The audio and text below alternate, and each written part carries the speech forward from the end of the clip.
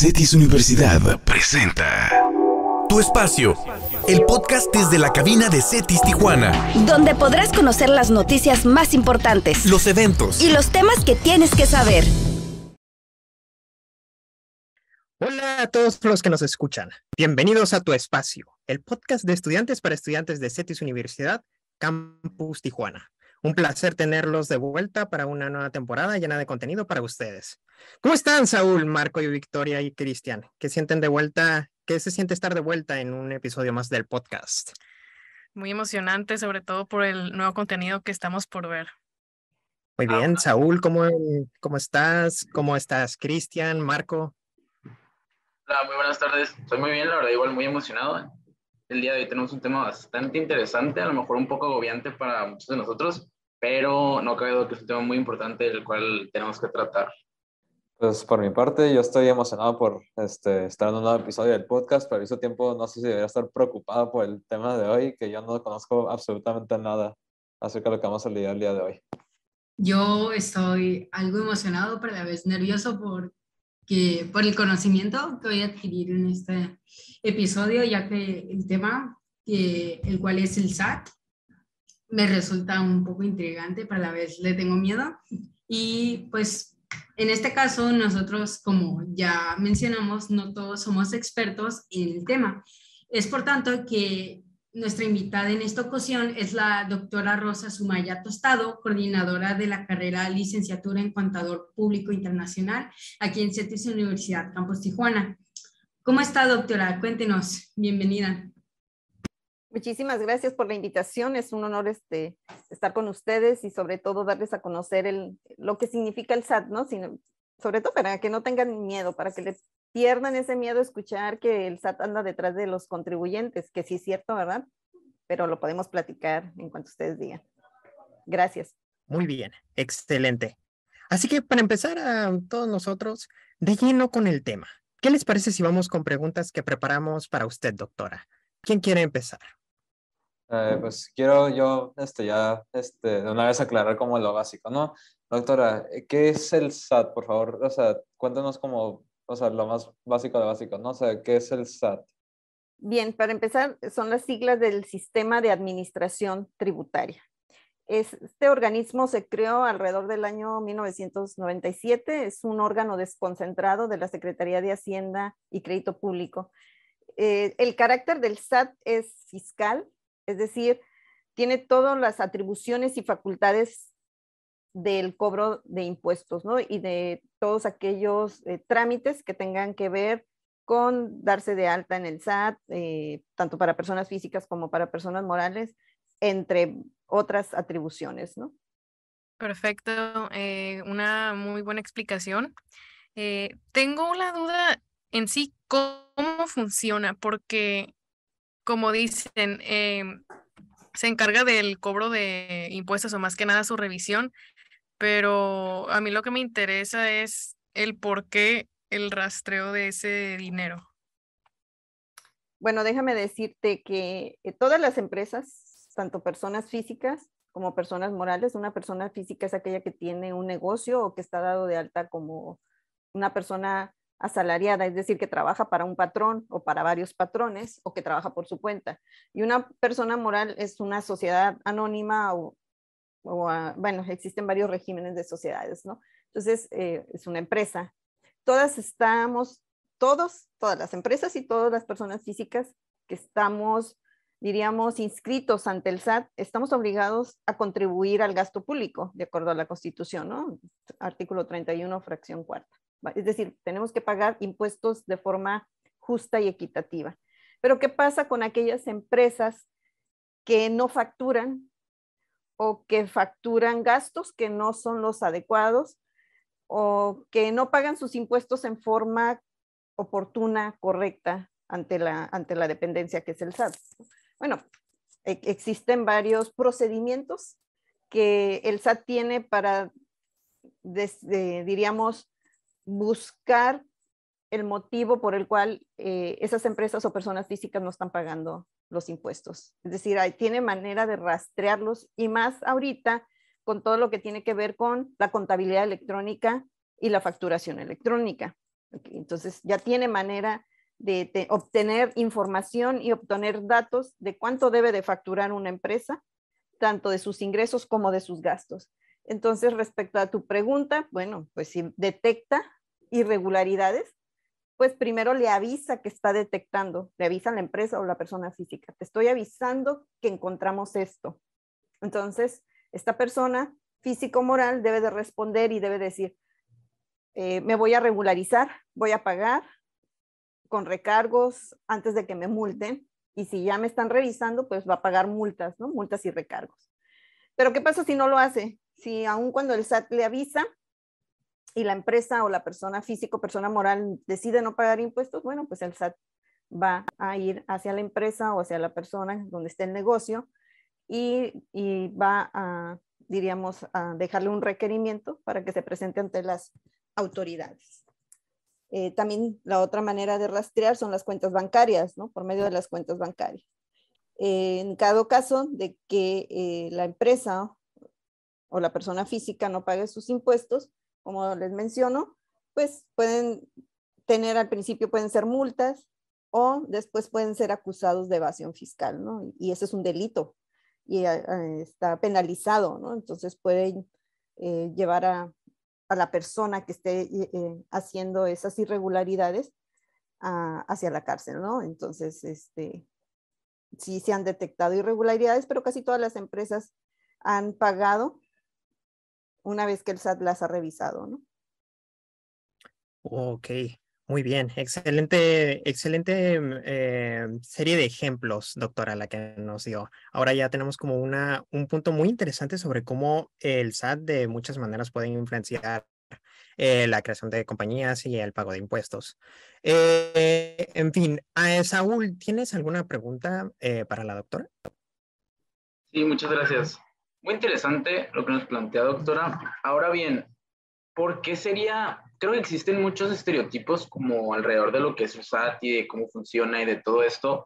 Muchas veces pensamos que el SAT solo debería interesarle, no sé, a gente que tiene mucho dinero, a empresas muy grandes.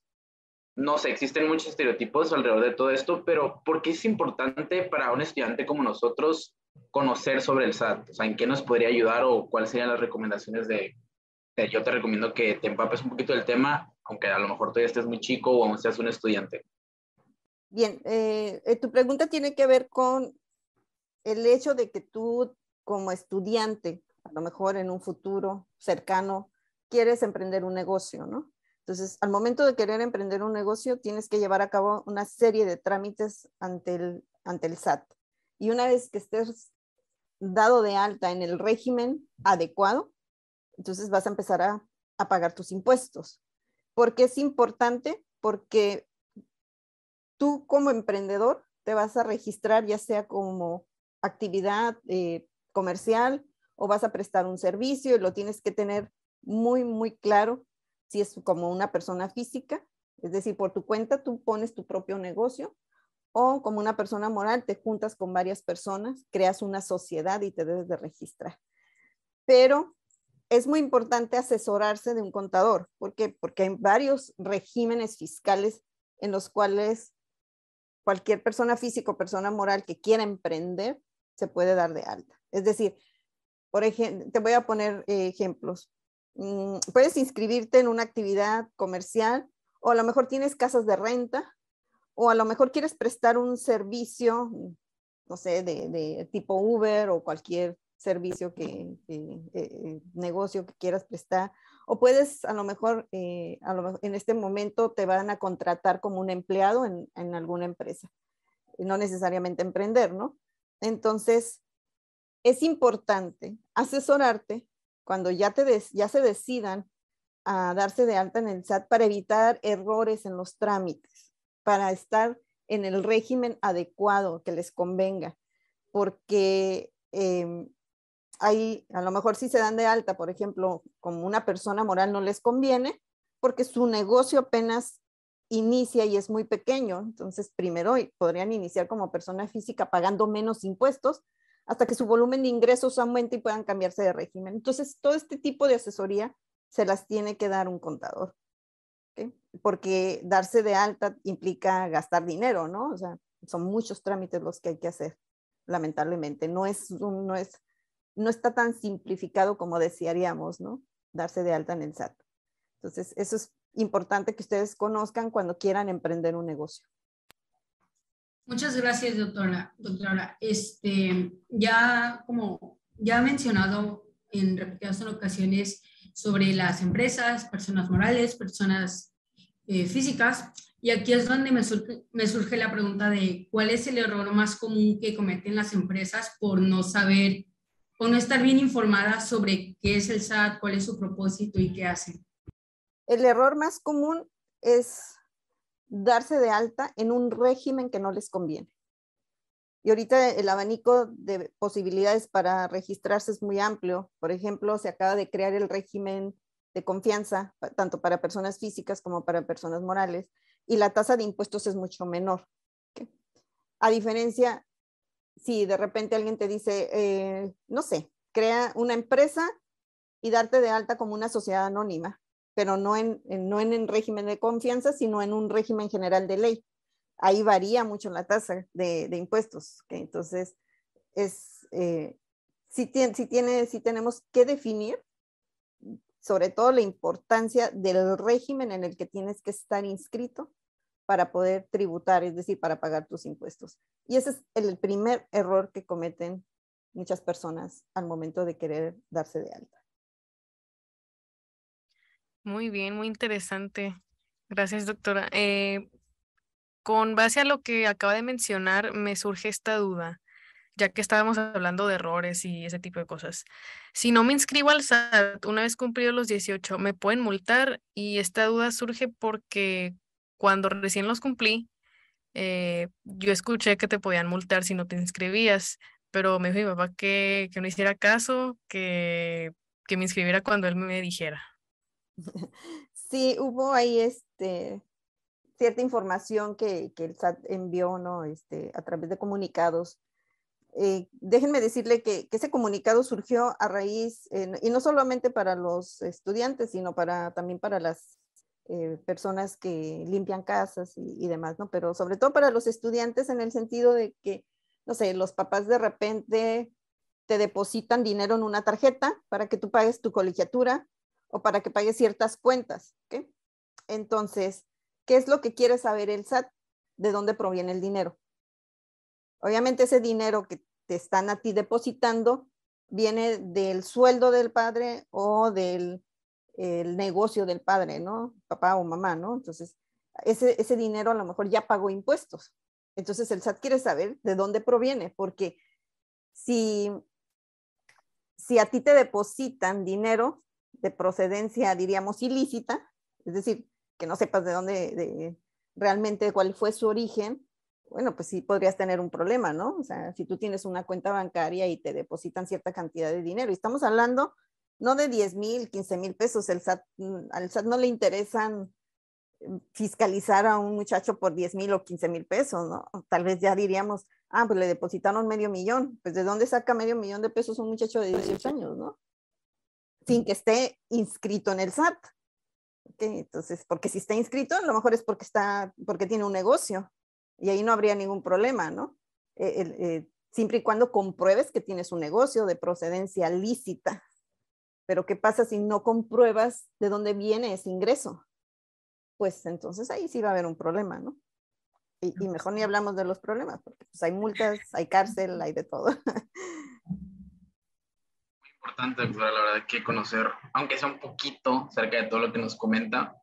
Me quedó muy marcado ahorita, más o menos ya nos dijo una recomendación, la principal de ellas, hablar con un contador, más la principal para cualquier, no sé, trámite o cualquier cosa que quieras empezar. Fuera de eso, supongamos un caso hipotético, alguien que está en ceros, que quiere empezar a trabajar o ya sea también emprender algo chiquito. ¿Cuál sería, más que la recomendación, a lo mejor el paso a paso por alguien que a lo mejor no tiene la más remota idea de qué debe hacer, si quiere empezar a hacer las cosas bien desde ya con el SAT para evitar todo este tipo de problemas que comentamos? ¿Qué sería lo que usted a lo mejor marcaría como más importante o el paso a paso de hacerlo ya? Bien, si tú quieres emprender con un negocio pequeño, como mencioné, lo primero es asesorarte, ¿no? Con un contador. ¿Qué es lo que quieres? ¿Qué pretendes? ¿Prestar un servicio? ¿O quieres poner un negocio pequeño, una tienda de abarrotes? O a lo mejor heredaste casas y quieres rentarlas, o tienes una flotilla de automóviles que van a prestar un servicio, o no sé, hay una infinidad de actividades a las cuales te puedes dedicar, ¿no? O sea, todo depende, qué es lo que vas a hacer. Entonces, lo primero es pedir asesoría al contador. El contador, en función de lo que tú le digas, te va a decir, bueno, te conviene este régimen fiscal para el pago de tus contribuciones y cómo llevar la contabilidad, ¿no? Entonces, es importante también cumplir con llevar contabilidad en el caso de que se requiera. No en todos los regímenes, no en todos los regímenes es necesario llevar una contabilidad, diríamos como un negocio grande, ¿no? Sino una contabilidad más simplificada. Entonces, es importante también conocerlo, porque en función de ello te van a decir si necesitas facturar, cómo debes de facturar tus ingresos, cómo debes de facturar tus gastos y cómo llevar tu contabilidad electrónica. Tener una cuenta bancaria para registrar todos los ingresos y gastos de ese negocio, ¿no? Entonces, todo eso te lo va a dar a conocer el contador. Entonces, ya cuando te dé esa asesoría, pues entonces te vas a ir a inscribir al SAT. ¿Okay? Y a partir de que te des de alta en el SAT, empiezas a hacer el pago de impuestos, ¿no? Cada mes, o dependiendo del régimen en que te den de alta, y vas a hacer tus pagos mensuales y tu declaración anual. Yo tengo una pregunta, doctora, y es que usted ya mencionó que en caso de no pagar nuestros impuestos pueden llegar a incluso hasta meternos a la cárcel, pero ¿esa es la única sanción que existiría o hay otras sanciones que podría llegar a aplicar el SAT en caso de no pagar nuestros impuestos? Bueno, déjame primero decirte que el SAT lo primero que hace es avisarte que tienes una irregularidad, ¿no? En tus ingresos, en tus gastos, en tu facturación o en tus pagos de impuestos. Primero te avisa y te dice, ponte al corriente y hasta ahí no pasa nada. El problema es cuando el contribuyente hace caso omiso de lo que el SAT le está avisando, ¿no? O sea, si el SAT ya te dijo, tienes que corregir tu situación fiscal y no lo haces, bueno, lo que sigue es que el SAT te va a multar. Y las multas están tipificadas en el Código Fiscal de la Federación. Entonces, imagínate si debes ICR, que es el impuesto sobre el ingreso, o que si debes el IVA, que es el impuesto del consumo, que yo creo que ese sí lo han escuchado más seguido, ¿no? Y hay una serie de impuestos que tienes que pagar. Las multas van por cada impuesto que no hayas pagado. Entonces, pues, imagínense, son caras las multas, ¿no? Entonces, una vez que te regularices, pagues las multas, pues no va a pasar nada. Y no va a pasar nada mientras también sean cantidades pequeñas. Pero si ya estamos hablando de cantidades grandes, de varios millones, pues entonces el SAT sí puede tomar ahí acciones, porque también en el Código Fiscal de la Federación están tipificados lo que es un delito fiscal o por evasión fiscal. Entonces puede tomar acciones para decirte, si no me pagas, bueno, pues entonces van a levantar diríamos, un acta ante la fiscalía financiera, ¿no? Por evasión de impuestos, ¿no? O por no pagar impuestos, ¿no? Entonces, de hecho, sí se están dando, ¿no? En las noticias, a lo mejor de repente escuchan que andan detrás de X o Y persona por no haber pagado sus impuestos, ¿no? Pero la última instancia, pues, es que lo detengan y que detengan a la persona. Y algo muy importante aquí es que los contadores son solidarios responsables de lo que la empresa hace. ¿Qué quiere decir? ¿Qué significa ser solidario responsable?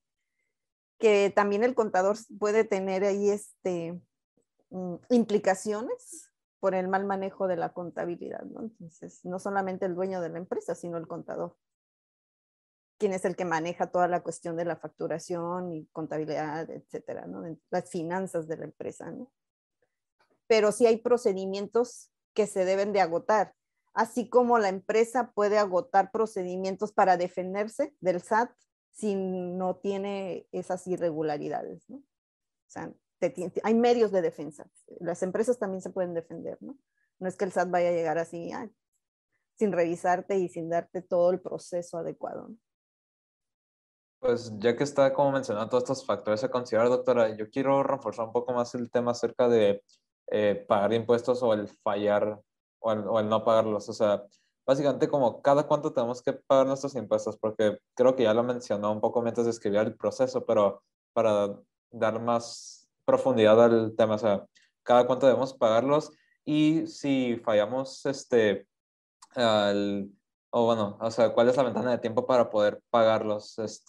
Y cuánto tiempo, si fallamos, como darlos en la fecha, pues, ideal, cuánto tiempo nos dan para, pues, pagarlo antes de que nos multen, si es que acaso nos dan como esos días así como, de ayuda. Bueno, mira, normalmente, y poniendo el ejemplo de una persona que está registrada por honorarios o una tienda, un comercio, una persona física que trabaja por su cuenta, que es por honorarios, los pagos se deben de hacer mes con mes. ¿Okay? Esos pagos mensuales se hacen a cuenta del impuesto anual.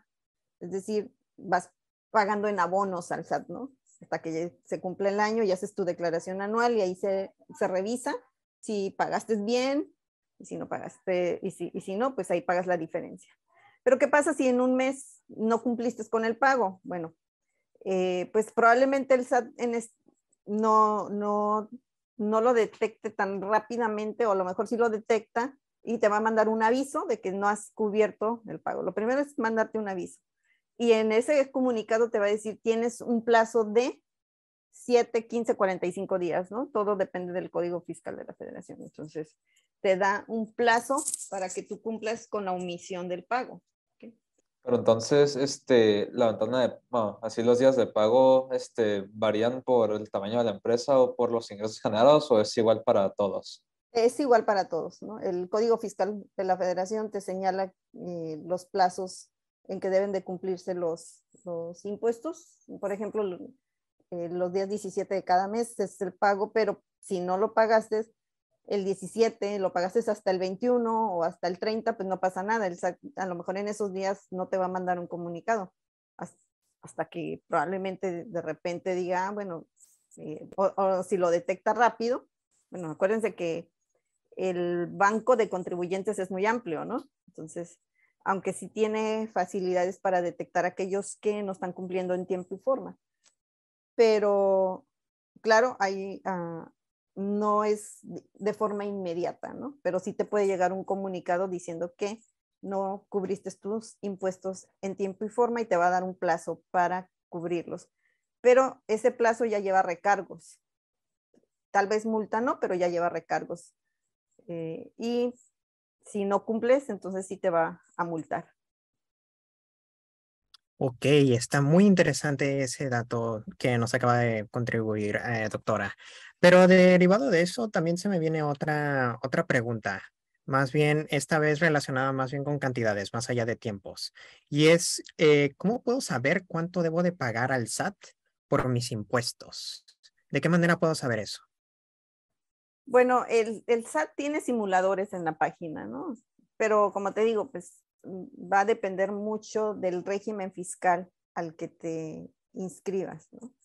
Por ejemplo, ahorita, si tú pusiste un negocio pequeño y te inscribes bajo un régimen que se llama régimen de confianza como persona física, la tasa puede ser del 1 hasta el 3%, que este régimen se hizo con la finalidad de que todos aquellos que estaban de forma, diríamos, informal, que no estaban pagando sus impuestos ante el SAT, se registraran y pagaran, ¿no? Es una tasa, diríamos, interesante y una tasa baja para el pago de impuestos, ¿no?